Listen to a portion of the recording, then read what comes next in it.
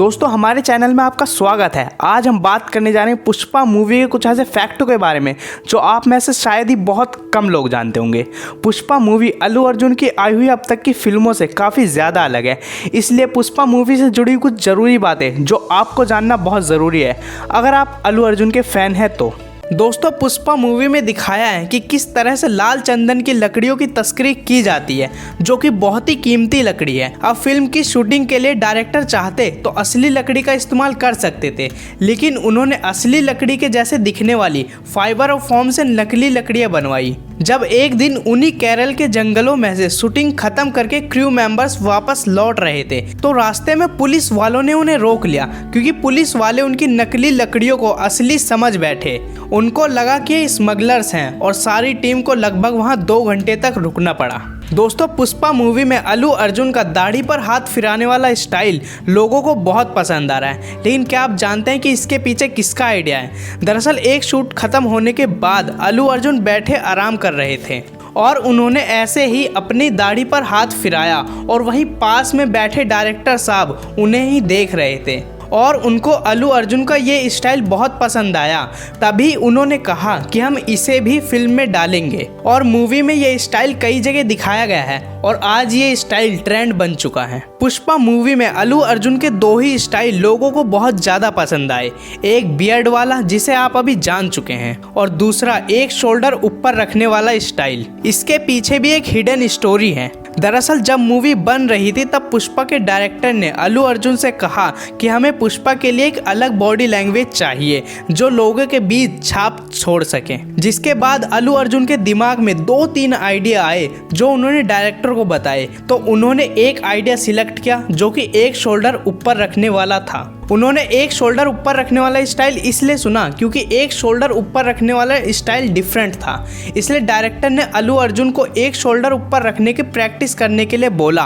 और आप बिलीव नहीं करोगे कि अल्लू अर्जुन ने 2 साल तक अपने कंधे को ऐसे ही रखने की प्रैक्टिस करी और 2 साल की मेहनत का नतीजा इस मूवी में देखने को मिल रहा है। मतलब ये मूवी तुक्के से हिट नहीं हुई है, इसके पीछे बहुत मेहनत और डेडिकेशन लगी है। पुष्पा मूवी अल्लू अर्जुन से पहले महेश बाबू को ऑफर हुई थी, लेकिन महेश बाबू ने किसी वजह से मना कर दिया। वैसे देखा जाए तो सही ही हुआ, मुझे तो लगता है कि अल्लू अर्जुन इस रोल में परफेक्ट हैं।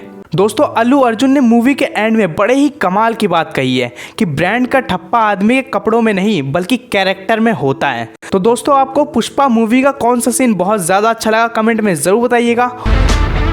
स्क्विड गेम क्या है ये तो आप जानते ही होंगे। कोरिया के डायरेक्टर हवांग डोंग युंग ने इस शो को बनाया और लिखा है। स्क्विड गेम 9 एपिसोड की लाचार लोगों की कहानी है जो बच्चों के रहस्यमयी गेम खेलकर बड़ी प्राइस मनी को जीतने का फैसला करते हैं। शो में इस गेम को खेलने के लिए हर उम्र के 456 लोगों को इनवाइट किया जाता है। इस गेम को जीतने वाले को 45.6 बिलियन साउथ कोरियन यानी 2 अरब 86 करोड़ 11 लाख 8,360 रुपए का इनाम मिलेगा। इन्हें खेलते हुए लोगों को अपनी जान का खतरा भी रहता है और कुछ तो अपनी जान भी गंवा देते हैं। लोगों के चीखने चिल्लाने और अपनी जान बचाने के इस गेम को देखने में दर्शकों को बहुत मज़ा आ रहा है। इतना ही नहीं, ये नेटफ्लिक्स का अभी तक का सबसे बड़ा और सफल शो बताया जा रहा है और एक रिपोर्ट के मुताबिक इस सीरीज ने $900 मिलियन की कमाई की है और इसका प्रोडक्शन हुआ था $21.4 मिलियन में। लेकिन क्या आपको पता है कि डायरेक्टर हवांग डोंग युंग के इस शो को 10 साल तक रिजेक्शन का सामना करना पड़ा था। हर बढ़िया चीज़ को पहले रिजेक्ट ही किया जाता है, यही दुनिया का दस्तूर है और यही हुआ था स्क्विड गेम के साथ। खैर स्क्विड गेम इस समय ग्लोबली हिट हो चुका है, लेकिन इस शो के डायरेक्टर हवांग के लिए सफलता का रास्ता बहुत लंबा था। बताया जा रहा है कि हवांग को नेटवर्क को अपनी इस सीरीज़ का आइडिया पिच करने में बहुत दिक्कत आई थी क्योंकि सभी को ये अनरियलिस्टिक लग रही थी। एक रिपोर्ट के मुताबिक हवांग को इस शो का आइडिया 1 दशक पहले आया था, तब वो अपनी माँ और दादी के साथ रहते थे। एक समय ऐसा भी आया जब हवांग के पास पैसे नहीं थे तो उन्हें अपना लिखना छोड़कर लैपटॉप बेचना पड़ा उस समय एक्टर और इन्वेस्टर को इस शो में पैसे की मारामारी के लिए लोगों की बहुत बुरी हालत हो गई और जान जाने का ख्याल अच्छा नहीं लगा। फिर हवेंग की जिंदगी में नेटफ्लिक्स आया। नेटफ्लिक्स ने 2 साल पहले सोचा कि स्क्विड गेम एक क्लास की असलियत को दिखाता है। वैसे कहना होगा कि नेटफ्लिक्स की सोच गलत नहीं थी। अगर स्क्विड गेम के ऐसे छोटे से कारण के लिए रिजेक्ट होने के बारे में सोचो तो हंसी आती है। 2010 के समय जानलेवा गेम्स खेलना और क्लास कमेंट्री वाले शो और फिल्में काफी बनी हैं। द हंगर ऑफ गेम्स तो याद ही होगी आपको। स्क्विड गेम 17 दिसंबर को नेटफ्लिक्स पर रिलीज हुई थी। इसकी पॉपुलैरिटी को देखकर यही कहना चाहिए कि नेटफ्लिक्स ने सही टाइम चुना है। इसे स्ट्रीम करने का डायरेक्टर हवेंग की फाइनेंशियली डिफिकल्टीज ने भी इसे बिलीवेबल बनाया है। कुछ लोगों को तो स्क्विड गेम के सीजन 2 का भी इंतजार है। तो दोस्तों, स्क्विड गेम सीरीज में से कौन सा गेम आपको अच्छा लगा कमेंट में जरूर बताइएगा। टेस्ला ने 1 साल पहले बेंगलोर में Tesla Indian Motors energy private limited के नाम से रजिस्ट्रेशन कराकर भारत में एंट्री करी थी, लेकिन कंपनी ने अभी तक देश में अपने किसी भी इलेक्ट्रिक वाहन को लॉन्च नहीं किया है। इसी बीच भारत को झटका देते हुए टेस्ला ने ऑफिशियली तौर पर एक और बड़ी आबादी वाले मार्केट टर्की में एंट्री करी है। टेस्ला ने केमल गेकर को टर्की मार्केट के लिए जनरल मैनेजर के तौर पर चुना है। एक रिपोर्ट के अकॉर्डिंग टेस्ला ने कई fast charging point Bulgaria, Serbia, Romania और भी कई देशों में लगाए हैं। अभी वहां लगभग 7 से 8 हजार इलेक्ट्रिक वाहन पब्लिक के इस्तेमाल के लिए रजिस्टर हैं। इलॉन मस्क चाहते हैं कि भारत सरकार टेस्ला की कारों पर इंपोर्ट टैक्स को कम करे, जिससे वो विदेश में बनी टेस्ला कारों को आसानी से भारतीय बाजार में बेच सकें। लेकिन भारत सरकार इस बात को लेकर बिल्कुल भी तैयार नहीं है, क्योंकि टेस्ला भारत में कार बनाने की बजाय इंपोर्टेड कार बेचना चाहता है। तो दोस्तों, टेस्ला कार में आपको कौन सा फीचर पसंद है कमेंट में जरूर से बताइएगा। दोस्तों, आपने कई लोगों से अपने देश के बारे में सुना होगा। कुछ लोग इंडिया बोलते हैं, कुछ लोग हिंदुस्तान बोलते हैं और कुछ लोग भारत बोलते हैं। लेकिन हमारे एक ही देश के 3 नाम कैसे पड़े, जानने के लिए वीडियो देखें। नंबर 1, भारत। भारत का नाम पौराणिक राजा भरत से लिया गया है, जिनका साम्राज्य कश्मीर से कन्याकुमारी तक फैला हुआ था। नंबर 2, हिंदुस्तान। व्यापार के लिए जब ईरानी भारत आए तब भारत को सिंधु के नाम से जाना जाता था, लेकिन ईरानी को सिंधु शब्द बोलने में तकलीफ होती थी, तब वो सिंधु को हिंदू कहने लगे और हिंदू शब्द हिंदुस्तान में परिवर्तन हो गया। तब से देश का नाम हिंदुस्तान हो गया। Number 3, India. सिंधु नदी को इंडिया के नाम से भी जाना जाता है।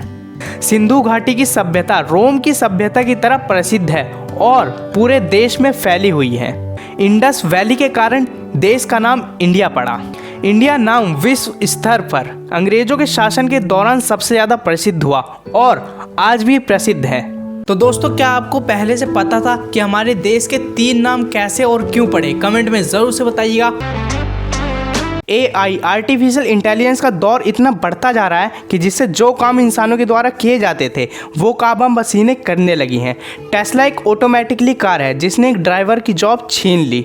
डोमिनोज ऑटोमेटिक डिलीवरी कार का इस्तेमाल करेगा, जिससे डिलीवरी बॉय की जॉब भी चली जाएगी। चाइना में एक होटल बन रहा है जिसमें सभी रोबोट काम करेंगे, जिससे वेटर की जॉब चली गई। भविष्य में इंसानों के काम रोबोट करेंगे, इसलिए अपनी नौकरी की सोचने की बजाय अपनी स्किल्स और नॉलेज पर फोकस करिए और ये वीडियो अपने उन दोस्तों के साथ शेयर करिए जो नौकरी को बेस्ट बताते हैं। बिल गेट्स को तो हर कोई जानता है। ये कुछ उनकी कही हुई बातें हैं जो हमें बहुत कुछ सिखाती हैं। 1 या 2 दिन का सुख चाहते हो तो शादी कर लो, कुछ सालों का सुख चाहते हो तो पैसे कमा लो, 1 हफ्ते का सुख चाहते हो तो कहीं घूमने चले जाओ, 1 दिन का सुख चाहते हो तो कहीं पिकनिक पर चले जाओ, कुछ समय का सुख चाहते हो तो गाने सुन लो, लेकिन अगर पूरी जिंदगी का सुख चाहते हो तो अपने काम से प्यार कर लो। तो दोस्तों, इनमें से कौन सी बातें हैं जो आप अपनी ज़िंदगी में अपनाना चाहेंगे कमेंट में ज़रूर से बताएं। दोस्तों, दुनिया के 99% लोगों का मानना है कि फेसबुक की स्थापना मार्क जुकरबर्ग ने की थी, लेकिन ये सब गलत है, क्योंकि वास्तव में फेसबुक की स्थापना एक अमेरिकी भारतीय दिव्या नरेंद्र ने की थी। दरअसल मार्क ने नरेंद्र का प्रोजेक्ट चुराया था, जिसके बाद साल 2008 में नरेंद्र ने मार्क के खिलाफ अमेरिकी कोर्ट में मुकदमा दर्ज कराया, जिसके बाद मार्क को $650 लाख देने पड़े नरेंद्र को। तो दोस्तों, इस वीडियो को देखने से पहले आप ये बात जानते थे या नहीं कमेंट में ज़रूर बताइएगा। रोड पर घायल पड़े पक्षी को मैं घर लेकर आ गया। कुछ ही दिनों में वो लगभग ठीक हो गया, उसके घाव भर गए। मैंने एक गांव वाले से पूछा, ये पक्षी है, थोड़ा उड़ नहीं पा रहा, क्या मैं इसे पास में मौजूद पहाड़ी पर छोड़ दूं, जहां इसकी बिरादरी के और भी पक्षी हैं, उन पक्षियों के साथ इसका मन लग जाएगा। गांव वाले ने कहा, आपने इसे बचाया है तो इसे मरने के लिए मत छोड़ो, इसे ठीक होने तक आप अपने पास ही रखो, क्योंकि इसे कमजोर देखकर इसी के बिरादरी वाले इसे चैन से जीने नहीं देंगे, इसे नोच नोच कर खा लेंगे। उस दिन जीवन की बात समझ आ गई। अगर लोगों को भनक तक लग गई कि आप कमजोर हो गए हो तो आपको अपने तरीके से नोचना और नीचा दिखाना शुरू कर देंगे। इसलिए भले ही अकेले में घुट घुट कर मर जाओ, लेकिन अपने आप को किसी की नज़रों में कमज़ोर साबित मत करो, क्योंकि आपकी असहाय स्थिति का केवल फ़ायदा उठाया जा सकता है, ना कि मदद की जा सकती है। #मोटिवेशन की तरफ से रिपब्लिक डे की आप सभी को ढेर सारी शुभकामनाएं। आज 72 साल पूरे हो गए हमारे देश के संविधान को लागू हुए। आज के दिन आपको सभी लोगों के WhatsApp status, social media comments and profile picture पर इंडियन फ्लैग देखने को मिलेगा। वो फ्लैग जिसमें 3 कलर होते हैं, ऑरेंज, वाइट एंड ग्रीन, और बीच में नीले कलर का चक्र होता है। लेकिन 1947 से पहले ये फ्लैग ऐसा नहीं था।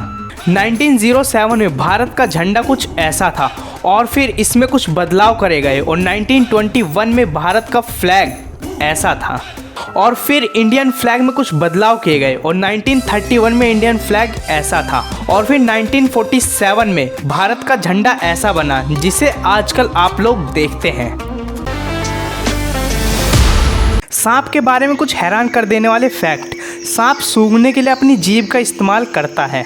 आपको जानकर हैरानी होगी कि सांप के अतिरिक्त कान होते हैं लेकिन बाहर नहीं। एक सांप मरने के कुछ घंटे बाद भी काट सकता है, इसलिए मरे हुए सांप के सिर से दूर रहना चाहिए। इंसानों में सांप का डर दुनिया भर में आम फोबिया में से एक है, जिसे ओफीफोबिया के नाम से जाना जाता है। दुनिया का सबसे भारी सांप एनाकोंडा है, जिसका वजन 595 पाउंड यानी 270 किलो और 16 फीट यानी 5 मीटर तक लंबा होता है। तो दोस्तों, ये फैक्ट जानने के बाद अपने एक्सप्रेशन को इमोजी की फॉर्म में कमेंट में ज़रूर बताएं। मन के जाल में फंसे रहना बहुत आसान है। हम में से बहुत कम लोग हैं जो खुद को सही मानते हैं और सफलता की सीढ़ी चढ़ने के लिए कड़ी मेहनत करते हैं, लेकिन अंत में इन्हें पता लगता है कि सीढ़ी गलत दीवार पर टिकी है और सालों की मेहनत बर्बाद हो जाती है। इसलिए हमेशा अंत को ध्यान में रखकर काम शुरू करें। आपको हर रोज़ आपसे सवाल पूछने होंगे कि जो मैं कर रहा हूँ उससे मुझे वो हासिल होगा जो मुझे चाहिए, या फिर मुझे कुछ बदलाव करने होंगे। आंखें खोलें और सच्चाई को अपनाते हुए ज़रूरत के हिसाब से बदलाव करें, तभी आपकी जीत पक्की है। अगर आप अंत को ध्यान में रखकर काम शुरू करते हैं तो आपका नज़रिया बदल जाता है अपने काम को देखने का, और इससे मन इधर उधर भी नहीं भटकता। तो दोस्तों, अगर आप कामयाब होना चाहते हैं तो ये ट्रिक ज़रूर अपनाएं और वीडियो को लाइक करें और #मोटिवेशन को सब्सक्राइब करें।